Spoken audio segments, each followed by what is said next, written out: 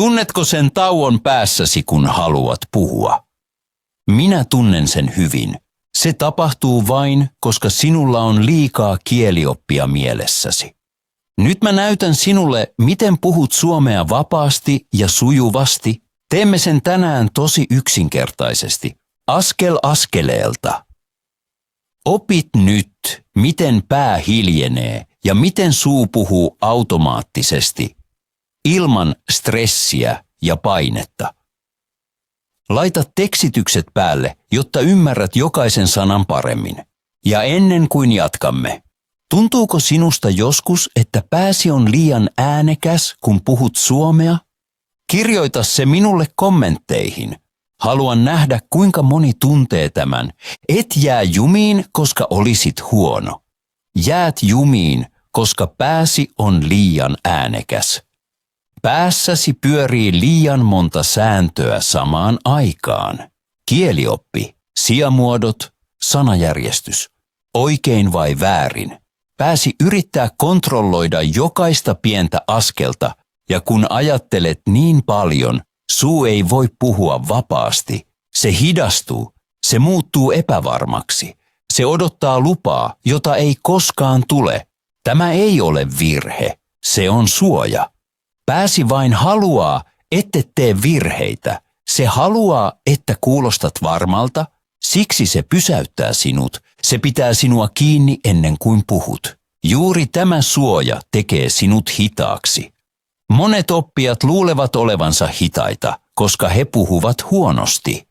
Mutta se ei ole totta. Pään tauko syntyy melkein aina virheiden pelosta. Haluat oikean muodon, haluat täydellisen sijamuodon, haluat täydellisen lauseen, ja siksi aivosi pysäyttävät sinut. Se sanoo, odota hetki, minun täytyy miettiä. Mutta kieli ei toimi niin.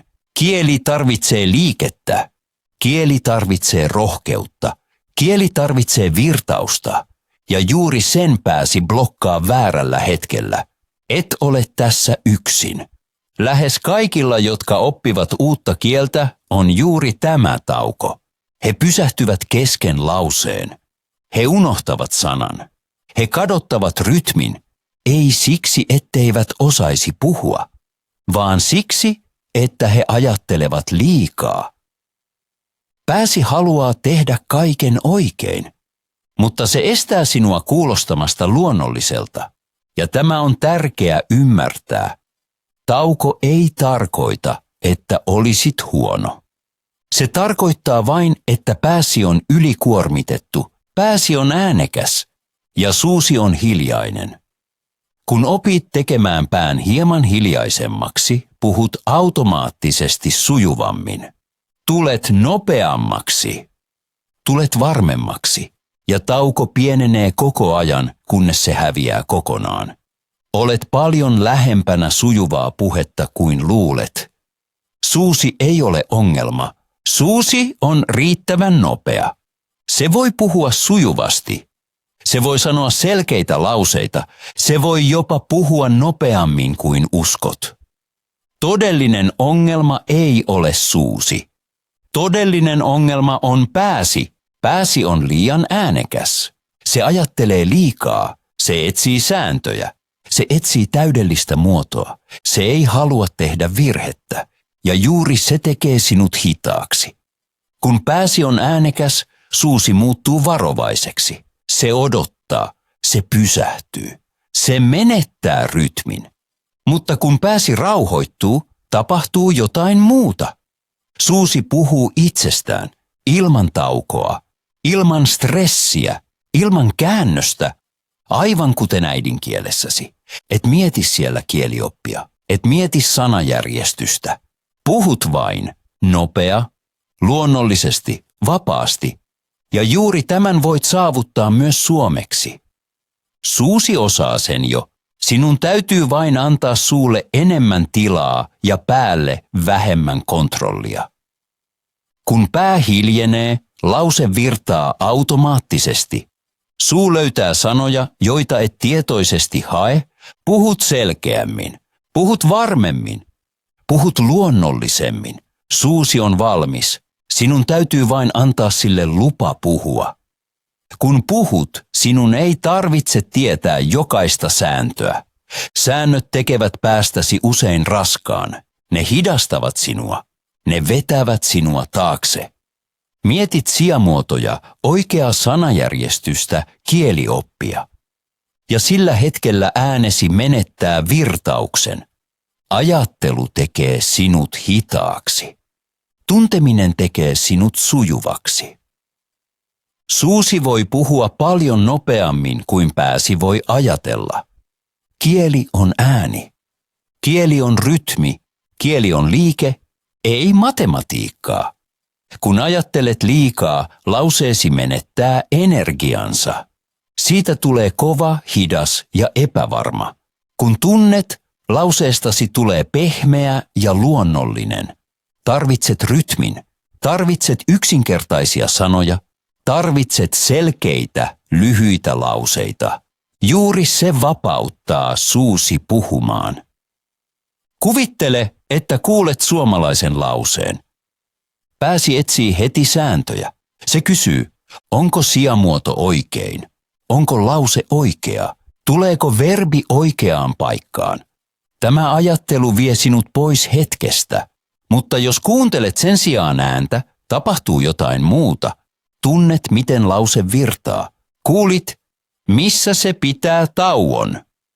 Tunnet sävyn ja suusi seuraa tätä sävyä automaattisesti. Aivan kuten äidinkielessäsi, siellä et koskaan mieti kielioppia, kuuntelet rytmin, tunnet merkityksen ja puhut. Juuri näin suomen pitäisi tulla sinulle. Kun puhut, keskity virtaukseen, älä sääntöihin. Sano lause. Tunnista se. Kuuntele ääntäsi. Päästä se vapaaksi. Toista yksinkertaisia lauseita. Tunte ääni, tunte rytmi. Jokaisella toistolla ajattelet vähemmän ja tunnet enemmän. Ja juuri silloin suomesi muuttuu sujuvaksi. Ajattelu on hidasta, tunteminen on nopeaa. Ja juuri siksi tunnetta seuraamalla puhut automaattisesti paremmin. Tehdään harjoitus uudella lauseella. Sano kanssani, minä opin joka päivä. Se on lyhyt, helppo lause ja siksi se on täydellinen. Ensin sanot sen hitaasti. Tunne jokainen sana. Tunne, miten huulet ja kieli liikkuvat. Sinun ei tarvitse ajatella. Sinun täytyy vain puhua rauhassa. Sitten sanot lauseen normaalisti. Ihan rennosti. Kuvittele, että sanot sen ystävälle. Anna äänesi pysyä pehmeänä. Suusi tuntee liikkeen jo. Ja nyt sano lause hieman nopeammin. Vain vähän. Ei liikaa. Ei stressiä. Teet sen vain pykälän nopeammin, jotta tunnet rytmin. Kuuntele ääntä, älä kielioppia. Kuuntele, miten lause virtaa. Kehosi ymmärtää rytmin paljon nopeammin kuin säännöt. Kun sanot tämän lauseen 3 nopeudella, tapahtuu jotain tärkeää. Pääsi hiljenee. Suusi työskentelee itse. Tunnet, miten lause muuttuu yhä kevyemmäksi. Tee tämä harjoitus muutaman kerran. Hitaasti, normaalisti, nopeammin. Aina samassa virrassa. Huomaat, jokaisella toistolla suomesi muuttuu luonnollisemmaksi ja sujuvammaksi. Juuri näin syntyy automaattinen puhe. Tämä harjoitus toimii hyvin yksinkertaisesta syystä. Toisella ja 3. kerralla pääsi ajattelee paljon vähemmän. Suusi ottaa työn haltuunsa. Kehosi muistaa liikkeen. Lauseestasi tulee automaattinen. Juuri sitä kutsutaan automaatioksi. Näin lapset oppivat äidinkielensä. He toistavat lauseen yhä uudelleen. He eivät mieti kielioppia. He tuntevat vain rytmin. He kuulevat äänen. He tuntevat liikkeen suussa. Ja juuri näin harjoitat nyt suomeasi. Kun sanot lauseen monta kertaa, se helpottuu joka kerta. Pääsi lakkaa kontrolloimasta. Suusi tietää, mitä sen pitää tehdä. Lauseesi virtaa ja huomaat yhtäkkiä. Se toimii myös ilman paljon ajattelua. Nyt tulee toinen harjoitus. Tämä harjoitus on tosi vahva ja tärkeä, koska se harjoittaa reaktiotasi. Toista kanssani, minä osaan tämän. Sano se kerran hitaasti. Sano se sitten nopeammin, minä osaan tämän. Sano se uudestaan ja nyt vielä nopeammin. Tunne muutos. Tunne, miten suusi reagoi nopeammin. Mitä nopeammaksi reaktiosi tulee, sitä vähemmän kielioppia on päässäsi. Se on normaalia, sillä aivosi eivät voi sekä reagoida nopeasti, että valvoa sääntöjä samaan aikaan. Sen täytyy valita. Ja kun sanot nopeat lauseet, pääsi valitsee reaktion. Juuri se tekee sinusta sujuvan. Juuri tätä tarvitset oikeassa keskustelussa. Sillä oikeat keskustelut ovat nopeita, luonnollisia eikä täydellisiä. Kun harjoittelet tällaisia reaktiolauseita, puheestasi tulee automaattista. Pääsi hiljenee, suusi tulee varmemmaksi. Ja saat tunteen, minä osaan tämän oikeasti. Se, mitä mä teet juuri nyt, on sujuvaa suomea. Ei myöhemmin, ei joskus. Nyt. Puhut yksinkertaisia lauseita, toistat ne, tunnet rytmin. Juuri se on sujuvaa puhetta. Et tarvitse pitkiä tai täydellisiä lauseita. Tarvitset tunteen kielestä ja tämän tunteen olet rakentanut tässä hetkessä. Tunnet, että suomi voi olla helpompaa. Tunnet, että sinulla on kontrolli. Tunnet, että suusi voi reagoida ilman, että ajattelet paljon. Juuri näin syntyy aito itsevarmuus. Olet paljon parempi kuin luulet. Osaat enemmän kuin luulet. Ja jokaisella harjoituksella kielituntosi kasvaa. Se kirkastuu, se luonnollistuu, se vahvistuu. Nyt tulemme loppuun. Tee nämä harjoitukset joka päivä. Oikeasti vain muutama minuutti. Et tarvitse tuntia, et tarvitse suurta treeniä. Tarvitset vain toistoa, rauhaa ja vähän rohkeutta. Nämä 2 pientä harjoitusta voivat muuttaa puheesi täysin. Puhut vapaammin, reagoit nopeammin, kuulostat luonnollisemmalta ja huomaat, että tauot päässä katoavat vähitellen. Lauseesi tulee helpommin, sävysi kirkastuu ja tunnet olosi varmaksi kun puhut. Juuri se on tavoite. Kirjoita nyt kommentteihin, puhun ilman taukoa. Tämä on uusi lupauksesi itsellesi. Ja kerro myös, mihin juutut usein puhuessasi. Sanoihin, sanajärjestykseen, lauseen alkuun. Kirjoita se minulle. Sitten teen siitä uuden videon ja autan sinua juuri ongelmassasi. Kuljemme tämän tien yhdessä joka päivä pienen askeleen.